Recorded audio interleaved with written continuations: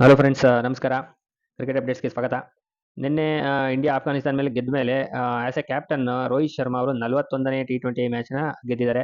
ಒಟ್ಟು ಅವರು 150ನೇ ಪಂದ್ಯ ನಿನ್ನೆ ಆಡ್ತಾ ಇದ್ರು ರೋಹಿತ್ ಶರ್ಮಾ. 150ನೇ ಟಿ20 ಪಂದ್ಯಗಳು ಅದು ಇಂಟರ್ನ್ಯಾಷನಲ್ ಪಂದ್ಯ. ಸೊ ಅದ್ರಲ್ಲಿ 41ನೇ ವಿನ್ನು.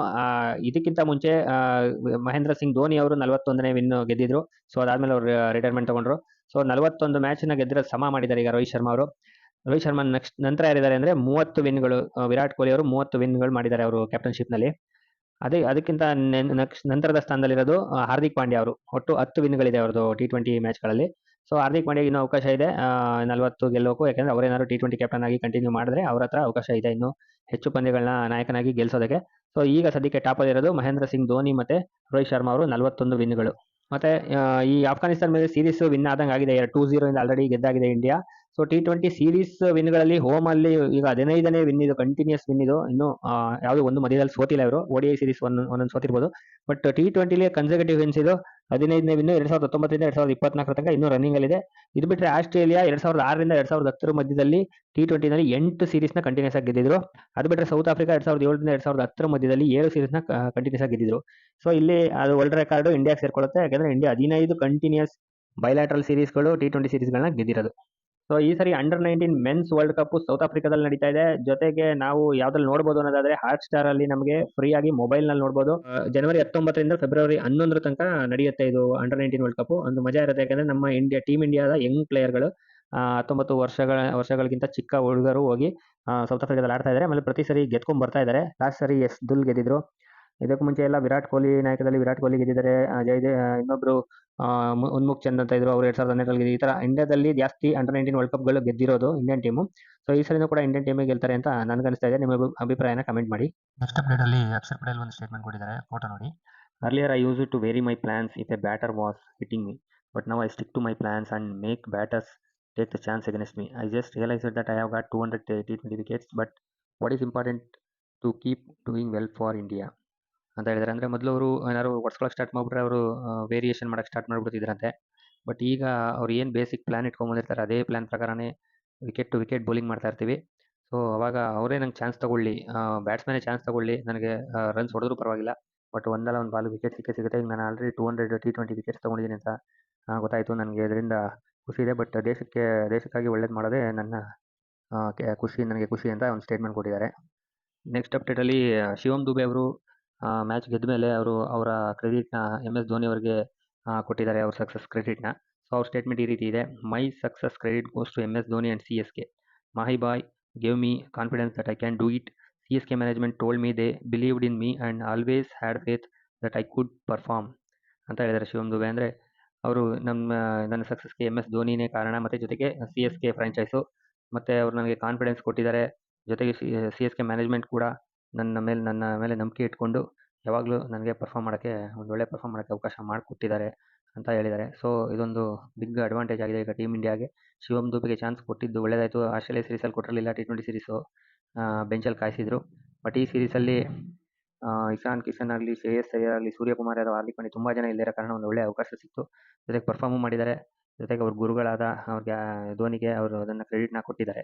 ನೆಕ್ಸ್ಟ್ ಆಕಾಶ್ ಚೋಪ್ರಾ ಅವರು Dhruv Jurel as a wicket keeper batsman ಆಗಿ ಟೆಸ್ಟ್ ಟೀಮ್ಗೆ ಸೆಲೆಕ್ಟ್ ಆಗಿರೋದಕ್ಕೆ ಕ್ವಶನ್ ಮಾಡ್ತಾ ಇದ್ದಾರೆ. ಅವ್ರ ಸ್ಟೇಟ್ಮೆಂಟ್ ಈ ರೀತಿ ಇದೆ: Dhruv Jurel hasn't played a lot of first class cricket. He has played 15 matches only and scored a total of 790 runs in 19 innings. You will say, is that enough to be called for test cricket? If this is enough, what should Sarfaraz can do? What more can he do ಅಂತ ಹೇಳಿದರೆ, ಅದು ಒಂಥರ ಸತ್ಯನೇ. ಬರೀ 19 ಮ್ಯಾಚ್ಗಳಾಡಿ 19 ಮ್ಯಾಚ್ಗಳಾಡಿ ಅಂದರೆ 15 ಮ್ಯಾಚಲ್ಲಿ 19 innings batting ಆಡಿದ್ದಾರೆ. 790 runs ಹೊಡೆದಿದ್ದಾರಂತೆ Dhruv Jurel. First class career ಅಂದರೆ ರಣಜಿ ಇದರಲ್ಲಿ ಡೊಮೆಸ್ಟಿಕ್ಕಲ್ಲಿ. ಆದರೂ ಕೂಡ ಇವ್ರನ್ನ ಇಷ್ಟಕ್ಕೆ ಯಾವ ಬೇಸಿಸ್ ಮೇಲೆ ಸೆಲೆಕ್ಟ್ ಮಾಡಿದ್ರಿ ಅಂತ ಪ್ರಶ್ನೆ ಮಾಡ್ತಾ ಇದ್ದಾರೆ. ಇಂಥವ್ರನ್ನೆಲ್ಲ ನೀವು ಸೆಲೆಕ್ಟ್ ಮಾಡಿದರೆ ಸರ್ಫರಾಜ್ ಖಾನ್ ಏನು ಮಾಡಬೇಕು? ಬ್ಯಾಕ್ ಟು ಬ್ಯಾಕ್ ಹಂಡ್ರೆಡ್ಸು, ಪ್ರತಿ ರಣಜಿ ಸೀಸನಲ್ಲೂ ಹೈಯೆಸ್ಟ್ ಸ್ಕೋರರು, ಮತ್ತು ಈ ಥರ ಎಲ್ಲ ದೊಡ್ಡ ಇನ್ನೂ 200, 300 ಈ ಥರ ಎಲ್ಲ ಹೊಡಿತಿರೋ ಬ್ಯಾಟ್ಸ್ಮನ್ಗಳ ಕಥೆ ಏನು? ಈ ಥರ ನೀವು ಸೆಲೆಕ್ಟ್ ಮಾಡಿಬಿಟ್ರೆ ಯಾವ ಬೇಸಿಸ್ ಮೇಲೆ ಸೆಲೆಕ್ಟ್ ಮಾಡ್ತೀರಾ ಅಂತ ಅವರು ಸೆಲೆಕ್ಟರ್ಸ್ನ ಇದರಲ್ಲಿ ಪ್ರಶ್ನೆ ಮಾಡಿದ್ದಾರೆ ಅವ್ರ ಯೂಟ್ಯೂಬ್ ಚಾನಲಲ್ಲಿ ಮಾತಾಡಬೇಕಾದ್ರೆ. ಇದು ಒಂಥರ ಸತ್ಯನೇ ಅನಿಸುತ್ತೆ. ಧ್ರುವ್ ಜುರೇಲ್ಗೆ ಚಾನ್ಸ್ ಕೊಟ್ಟಿದ್ದು ಒಂದು ಕಡೆ ಅಂದರೆ ಆ್ಯಕ್ಚುಲಿ ಸರ್ಫರಾಜ್ ಖಾನ್ ಕೂಡ ವಿಕೆಟ್ ಕೀಪರ್ ಬ್ಯಾಟ್ಸ್ಮನೇ. ಬಟ್ ಅವ್ರದ್ದು ಡಿಸಿಪ್ಲಿನರಿ ಇಶ್ಯೂ ಇರೋದ್ರಿಂದ ಅದನ್ನು ಒಂಥರ ಮೈಂಡ್ಗೆ ಹಾಕೊಂಡ್ಬಿಟ್ಟು ಬ್ಲಾಕ್ ಮಾಡ್ಕೊಂಡ್ಬಿಟ್ಟಿದ್ದಾರೆ BCCI ಅವರು. ಏನಾದರೂ ಎಷ್ಟೇ ಪರ್ಫಾರ್ಮ್ ಮಾಡಿದ್ರು ಬ್ಲಾಕ್ ಮಾಡ್ಕೊಂಡ್ಬಿಟ್ಟಿದ್ದಾರೆ, ಅವ್ರನ್ನ ಸೆಲೆಕ್ಟ್ ಮಾಡ್ತಾ ಇಲ್ಲ. ಇದು ಅದರಿಂದ ಡಿಸಿಪ್ಲಿನು ಕೂಡ ಒಂಚೂರು ಬೇಕಾಗುತ್ತೆ. ಒಳ್ಳೊಳ್ಳೆ ಪರ್ಫಾರ್ಮೆನ್ಸ್ ಇದ್ರೂ ಕೂಡ ಡಿಸಿಪ್ಲಿನ್ ಬೇಕಾಗುತ್ತೆ. ಈಗ ಇಶಾನ್ ಕಿಶನ್ ಹೇಗೆ ಒಂಚೂರು ಎಡವಟ್ ಮಾಡಿಕೊಂಡು ನನಗೆ ಮೆಂಟಲ್ ಫಟೀಗ್ ಅಂತ ಕೇಳ್ಕೊಂಡು ಆಚೆಗೆ ಹೋದ್ರು, ಅಲ್ಲಿ ಒಂದು ಪ್ರಾಬ್ಲಮ್ ಆಗೋಯ್ತು. ಈಗ ಅವ್ರಿಗೆ ವಾಪಸ್ ಕಮ್ ಬ್ಯಾಕ್ ಮಾಡೋಕ್ಕೆ ಆಗ್ತಿಲ್ಲ. ಧ್ರುವ್ ಜುರೇಲ್ನ ಸೆಲೆಕ್ಟ್ ಮಾಡ್ಕೊಂಡ್ಬಂದಿದ್ದಾರೆ. KS ಭರತ್ ಲಿಸ್ಟ್ಗೆ ಇರಲಿಲ್ಲ. ಆಲ್ರೆಡಿ ಲಾಸ್ಟ್ ಸೀಸನಲ್ಲೇ ಅವ್ರನ್ನ ಮನೆಗೆ ಕಳಿಸಿದ್ರು, ಹಂಗೂ ಕೂಡ ವಾಪಸ್ ಕರ್ಕೊಂಡ್ಬಂದ್ಬಿಟ್ಟಿದ್ದಾರೆ. ಬೇರೆ ಯಾರು ಗತಿ ಇಲ್ಲ ಅನ್ನೋದಾರೆ. ಅದ್ರ ಬದಲು ಸಂಜು ಸ್ಯಾಮ್ಸನ್ಗೆ ಚಾನ್ಸ್ ಕೊಡ್ಬೋದಾಯ್ತು ನನ್ನ ಪ್ರಕಾರ. ಜಿತೇಶ್ ಶರ್ಮಾ T20 ಹೇಗಿದ್ರು ಆಡ್ತಾರೆ. ಸಂಜು ಸ್ಯಾಮ್ಸನ್ಗೆ ಕೊಡ್ಬೋದಾಗಿತ್ತು ಅಂತ ನನ್ನ ಅಭಿಪ್ರಾಯ. ಸಂಜು ಸ್ಯಾಮ್ಸನ್ನೇ ಬೆಟರ್ ಬ್ಯಾಟ್ಸ್ಮನ್ ಧ್ರುವ್ ಜುರೇಲ್ಗಿಂತ ಅಂತಲೇ ಅನಿಸುತ್ತೆ ನನಗೆ. ಇವರು ಯಾರು ರಿಷಬ್ ಪಂತ್ ಬರೋ ತನಕ ಸಂಜು ಸ್ಯಾಮ್ಸನ್ ಆಡಿಸ್ಬೋದಾಗಿತ್ತು ಇವರು. ಏನೋ ವಿಚಿತ್ರ, BCCI ಸೆಲೆಕ್ಷನ್ ಕಮಿಟಿನೇ ಒಂದು ಸೀಸನಲ್ಲಿ ಡೆಬ್ಯೂ ಮಾಡಿಸ್ತಾರೆ, ಇನ್ನೊಂದು ಸೀಸನಲ್ಲಿ ಇನ್ನೊಂದು ಸೀರೀಸಲ್ಲಿ ಇರೋದೇ ಇಲ್ಲ ಅವರು. ಪರ್ಫಾರ್ಮ್ ಮಾಡಿದ್ರು ಇರಲ್ಲ, ಮಾಡದೇ ಇದ್ರು ಇರಲ್ಲ.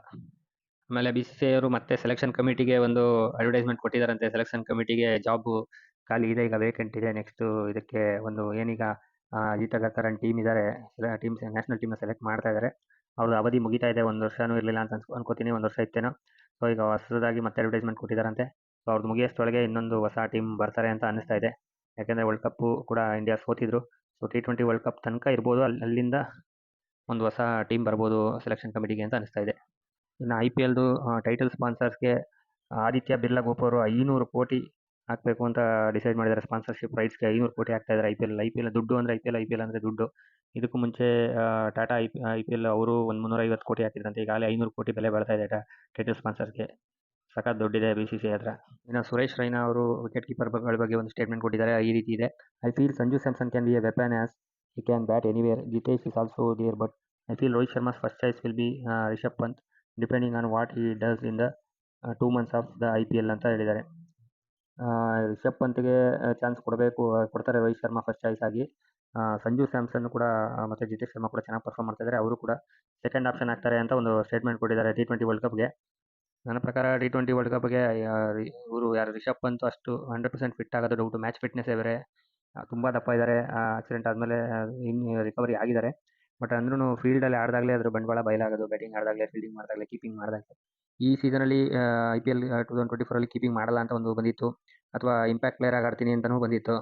ಈ ಥರ ಎಲ್ಲ ಆಡಿದವ್ರನ್ನ T20 ವರ್ಲ್ಡ್ ಕಪ್ಗೆ ಕರ್ಕೊಂಡು ಹೋಗೋಕ್ಕಾಗುತ್ತೆ? ಅದಂತೂ ಸುಳ್ಳು. ಬಟ್ ನನ್ನ ಪ್ರಕಾರ ಇವ್ರನ್ನ ಟೆಸ್ಟ್ ಕ್ರಿಕೆಟ್ಗೆ ಅಂತಲೇ ಇಟ್ಕೋಬೇಕು. T20 ಮತ್ತು ODI ಫಾರ್ಮೆಟ್ಗೆ ಅವಕಾಶ ಅಷ್ಟು ಬೇಗ ಕೊಡಬಾರ್ದು. ಟೆಸ್ಟ್ ಕ್ರಿಕೆಟಲ್ಲಿ ಪರ್ಫಾರ್ಮ್ ಮಾಡಿದ್ರೆ, ಅವ್ರ ಫಿಟ್ನೆಸ್ ಇದ್ದರೆ ಆವಾಗ ಇವೆರಡು ಫಾರ್ಮೆಟ್ ಕೊಡಬೇಕಾಗುತ್ತೆ. ಈಗ ಫಸ್ಟ್ ಪ್ರಿಫರೆನ್ಸು ಸಂಜು ಸ್ಯಾಮ್ಸನ್, ಜಿತೇಶ್ ಶರ್ಮಾಗೆ ಕೊಡಬೇಕು ಅಂತ ನನ್ನ ಅಭಿಪ್ರಾಯ T20 ವರ್ಲ್ಡ್ ಕಪ್ಗೆ. ನಿಮ್ಮ ಅಭಿಪ್ರಾಯ ಕೂಡ ಕಮೆಂಟ್ ಮಾಡಿ. ಮತ್ತು ಇಶಾನ್ ಕಿಶನ್ ಅವರು ಮೆಂಟಲ್ ಫಟೀಗ್ ಅಂತೇಳಿ ಒಂದು ಬ್ರೇಕ್ ತೊಗೊಂಡಿರೋದ್ರ ಬಗ್ಗೆ ಪಾಕಿಸ್ತಾನದ ವಿಕೆಟ್ ಕೀಪರ್ ಕಮ್ರಾನ್ ಅಕ್ಮಲ್ ಒಂದು ಸ್ಟೇಟ್ಮೆಂಟ್ ಮಾಡಿದ್ದಾರೆ. ಅದು ಈ ರೀತಿ ಇದೆ: There has been a talk about Ishan Kishan being released from the test squad in South Africa to deal with mental fatigue. At this early stage of your career, what mental fatigue can you have? There are likes of Rohit Sharma, Virat Kohli and Jasprit Bumrah who also deal with fatigue. Have never heard of players taking a break due to this reason ಅಂತ ಅಂದ್ಬಿಟ್ಟು ಅವರು ನಕ್ಕಿದ್ದಾರೆ. ಯಾಕೆಂದರೆ ಈ ಥರ ಒಂದು reason ಹೇಳ್ಬಿಟ್ಟು ರೋಹಿತ್ ಶರ್ಮಾ ಆಗಲಿ, ವಿರಾಟ್ ಕೊಹ್ಲಿ ಆಗಲಿ, ಜಸ್ಪ್ರೀತ್ ಬುಮ್ರಾ ಆಗಲಿ ಯಾವತ್ತು ಅವ್ರಿಗೂ ಇರುತ್ತೆ ಮೆಂಟಲ್ ಫಟಿಗು. ಬಟ್ ಅವ್ರು ಯಾವತ್ತು ಇಂಥ ರೀಸನ್ ಕೊಟ್ಟು ಬ್ರೇಕ್ ಯಾವತ್ತೂ ತೊಗೊಂಡಿಲ್ಲ. ಸೊ ಅದಕ್ಕೆ ಈ ಥರ ಈ ಯಂಗ್ ಏಜಲ್ಲಿ, ಈಗ ಸ್ಟಾರ್ಟ್ ಆಫ್ ಕೆರಿಯರಲ್ಲಿ ಈ ಥರ ಎಲ್ಲ ರೀಸನ್ ಕೊಟ್ಟರೆ ನೀವು ಮುಂದಕ್ಕೆ ಬದುಕಬಾರದು ಕಷ್ಟ ಅಂತ ಒಂದು ಅದು ಹಿಂದಿನ ಅರ್ಥ ಇದೆ. ಸೊ ಈ ರೀತಿ ಶೇರ್ ಮಾಡಿಕೊಂಡಿದ್ದಾರೆ. ಸೊ ಫ್ರೆಂಡ್ಸ್, ಇದಾಗಿತ್ತು ಟಾಪ್ ಕ್ರಿಕೆಟ್ ಅಪ್ಡೇಟ್ಸ್. ನಿಮಗೆ ಈ ಅಪ್ಡೇಟ್ಗಳಲ್ಲಿ ನಿಮ್ಮ ಅಭಿಪ್ರಾಯಗಳನ್ನು ಕಮೆಂಟ್ ಮಾಡಿ. ವಿಡಿಯೋ ಇಷ್ಟ ಆಗಿದೆ ಲೈಕ್ ಮಾಡಿ, ಚಾನಲ್ನ ಸಬ್ಸ್ಕ್ರೈಬ್ ಮಾಡಿ. ವಿಡಿಯೋ ನೋಡಿದ್ದಕ್ಕೆ ಧನ್ಯವಾದಗಳು ಫ್ರೆಂಡ್ಸ್.